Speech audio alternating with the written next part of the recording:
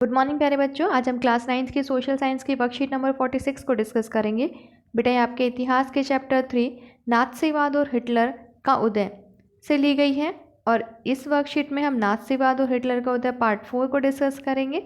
Part 1, 2 and 3 हम already discuss कर चुके हैं। पार्ट 3 में हमने पढ़ा था कि किस तरह से हिटलर ने जर्मनी के लोगों के दिलों में जगह बनाई और फिर सत्ता में जगह बनाई और सत्ता में आने के बाद उसने किस तरह से लोकतंत्र को ख़त्म किया और अपना तानाशाही शासन जो है वहाँ पर स्थापित किया। आज की इस वर्कशीट में हम पढ़ेंगे कि हिटलर ने जर्मनी पर किस तरह से शासन किया। सो लेट्स स्टार्ट बच्चों। हिटलर द्वारा जर्मनी में शासन। समाज को नियंत्रित और व्यवस्थित करने के लिए विशेष निगरानी और सुरक्षा दस्ते गठित किए गए। पहले से मौजूद हरी वर्दीधारी पुलिस और स्टॉर्म ट्रूपर्स ऐसे के अलावा गेस्टापो गुप्त राज्य पुलिस, एसएस अपराध नियंत्रण पुलिस और सुरक्षा सेवा एसडी का भी गठन किया। इन दस्तों को बेहिसाब अधिकार दिए गए। किसी को देश निकाला या गिरफ्तार किया जा सकता था, किसी को भी कैद कर यातना गृहों में भेजा जा सकता था। तो बच्चों जो हिटलर था उसने क्या किया, समाज को नियंत्रित करने के लिए अनेक दस्ते गठित किए, सुरक्षा दस्ते बनाए, जिसमें कि उसने गुप्तचर राज्य पुलिस गेस्टापो बनाया, एसएस अपराध नियंत्रण पुलिस बनाई, सुरक्षा सेवा का गठन किया। तो और इनको जो है बेहिसाब बहुत अधिकार दे दिए गए ताकि लोगों पे ये अपना नियंत्रण स्थापित करे। हिटलर चाहता था कि जर्मनी के जो लोग हैं उन पर उसका पूरा नियंत्रण स्थापित हो जाए ताकि वो हिटलर के खिलाफ ना हो, उसके अगेंस्ट कोई भी एक्शन ना ले पाए। अब इन अधिकारों में उन्होंने क्या अधिकार दिए कि किसी भी व्यक्ति को कभी भी देश से जो है निकाला जा सकता है, कभी भी अरेस्ट किया जा सकता है और किसी को भी कैद किया जा सकता है, अरेस्ट करके यातना गृहों में कैद कर डाला जा सकता है, कैद किया जा सकता है। और इससे जो है लोगों के दिलों में हिटलर के प्रति डर आ गया था। उसके बाद 1933 में हिटलर ने लीग ऑफ नेशंस से पल्ला झाड़ लिया। लीग ऑफ नेशंस बच्चों जैसे सोवियत राष्ट्रीय संघ है उसी की तरह उससे पहले था। ये 1920 में इसकी स्थापना हुई थी ताकि जो विश्व युद्ध हैं उनको रोका जा सके, इस तरह की घटनाएं ना हो देशों में।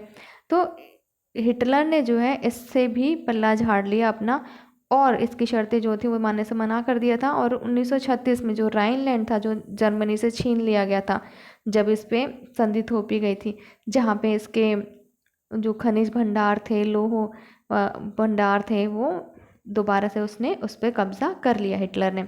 और फिर एक जन और एक साम्राज्य एक नेता का नारा लेकर इसकी आड़ में उसने 1938 में ऑस्ट्रिया को जर्मनी में मिला लिया।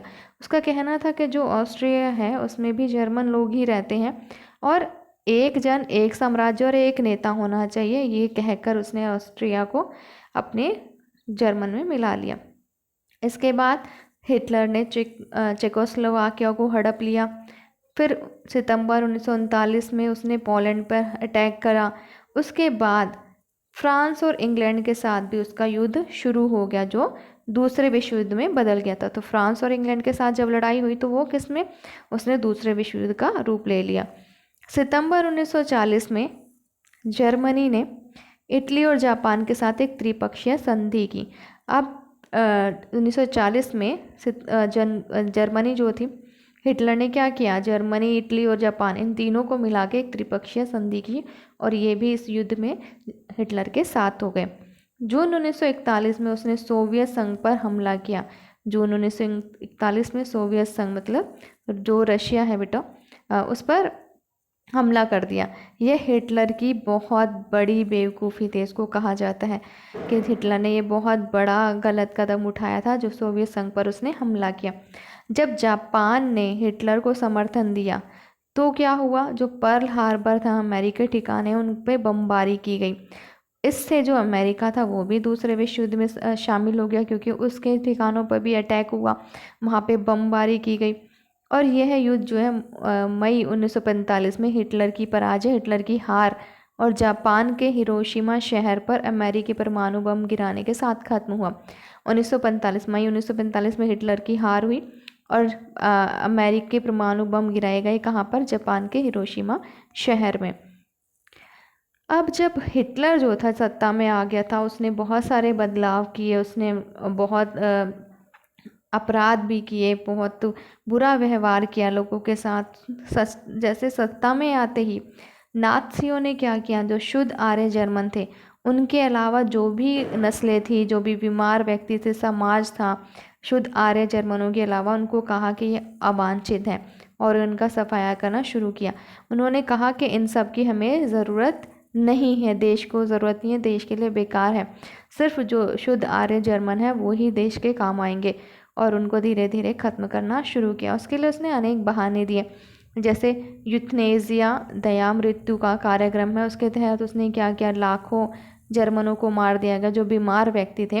कहा गया कि ये बीमार व्यक्ति हैं और इनका जो है जीना सही नहीं है, ये परेशान है, और उनको यूथनेसिया के द्वारा मार दिया गया कि दया मृत्यु हम इनको दे देते हैं। उसके बाद नाज़ी जर्मनी में सबसे बुरा हाल हुआ किसका, यहूदियों का। अब यहूदियों के साथ बहुत बुरा व्यवहार किया जाता था। नाज़ी कहते थे कि जो यहूदी हैं वो आदतन हत्यारे और सूदखोर थे, उनको हत्यारे और सूदखोर माना जाता था, जो अपनी घनी बस्तियों घेटों में रहते थे। और ये कहाँ रहते थे, घेटों में रहते थे, अलग रहते थे। हिटलर की दृष्टि में इनका सिर्फ एक ही हल था, एक ही सॉल्यूशन हिटलर मानता था कि यहूदी लोग हैं उनको पूरी तरह से ख़त्म कर दिया जाए। तो यहूदियों के ये बिल्कुल खिलाफ थे, उनको बिल्कुल भी नहीं चाहते थे और उनको बिल्कुल ख़त्म कर देना चाहते थे देश ने। तो नाज़ियों ने यहूदियों को तरह तरह से डराया और उनकी जो आजीविका कमाई के साधन थे वो छीन लिए, उन्हें समाज से अलग थलग कर दिया गया, दूर रहना पड़ा। उसके बाद उन्होंने क्या किया, जो यहूदी थे उनको पोलैंड में बनाए गए गैस चैम्बरों में ले जाकर मार देने की रणनीति बनाई। और हिटलर ने क्या किया, पोलैंड में नाज़ियों ने क्या किया, जो पोलैंड है वहाँ पर गैस चैम्बर्स बनाए गए थे, यहूदियों को वहाँ ले जाकर मार दिया गया। इन गैस चैम्बर्स में जहरीली गैस छोड़ दी जाती थी और यहूदियों को वहाँ पर बंद कर दिया जाता था। बच्चों यहाँ पर एक इमेज दिखाई गई है, मैं आपको उसको जूम करके दिखा देती हूँ। ये यहूदियों के गैस चैम्बर जो है, यहूदियों को जब गैस चैम्बर तक ले जाते थे उसके लिए एक मालवाहक गाड़ी है। तो यहूदियों को गैस चैम्बर तक ले जाने की इस गाड़ी में यहूदियों को ले जाया जाता था और गैस चैम्बर में ले जाकर मार दिया जाता था। यहाँ पर हमें एक मैप दिखाया गया है। इस मैप में हमें वृहत जर्मनी दिखाया गया है। ये जो येलो कलर है बेटा, ये हमारा जर्मनी का पार्ट है।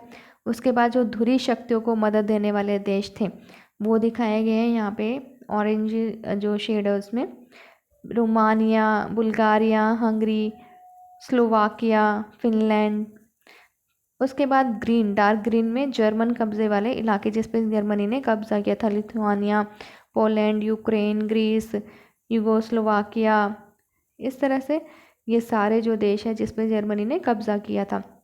उसके बाद लाइट ग्रीन जो है उसमें इटली और उसका इलाका दिखाया गया, ये वाला जो ग्रीन ये है यहाँ पे इटली और इसका इलाका है।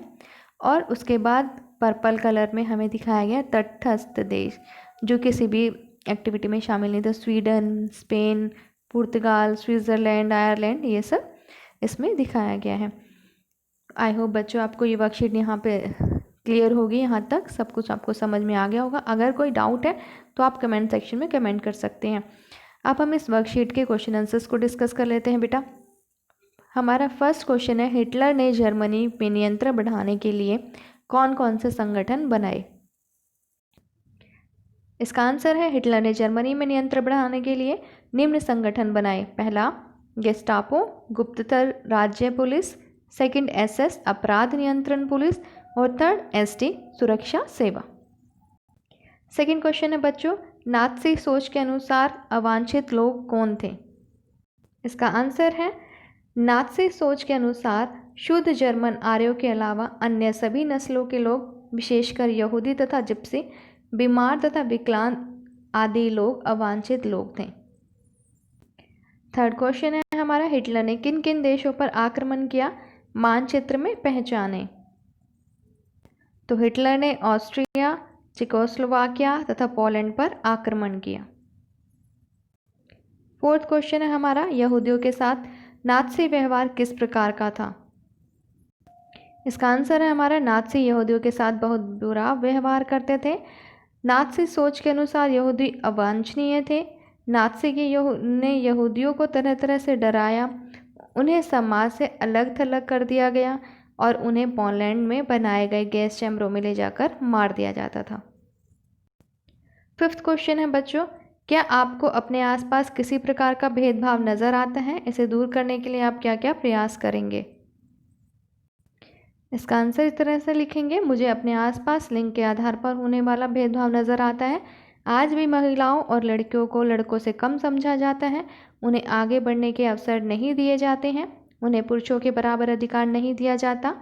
और इस भेदभाव को दूर करने के उपाय, महिलाओं को पुरुषों के समान अधिकार मिले, आगे बढ़ने के समान अवसर मिले।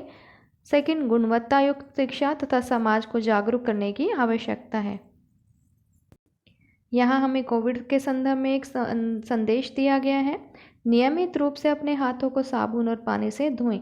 तो बच्चों, कोविड से, कोरोना से बचने के लिए हमें अपने हाथों को साबुन और पानी से बार बार धोना चाहिए। यहाँ हमारी ये वर्कशीट कंप्लीट होती है। आई होप बच्चों आपको ये वर्कशीट समझ में आ गई होगी। अगर आपको वर्कशीट समझ में आ गई है, वीडियो अच्छी लगी है तो वीडियो को लाइक कीजिए, शेयर कीजिए, और अगर अभी तक आपने चैनल को सब्सक्राइब नहीं किया है तो चैनल को सब्सक्राइब कर लीजिए, ताकि आगे आने वाली वीडियोस की नोटिफिकेशन आपको टाइम से मिल सके। बाय बाय बच्चों, हैव अ गुड डे प्यारे बच्चों।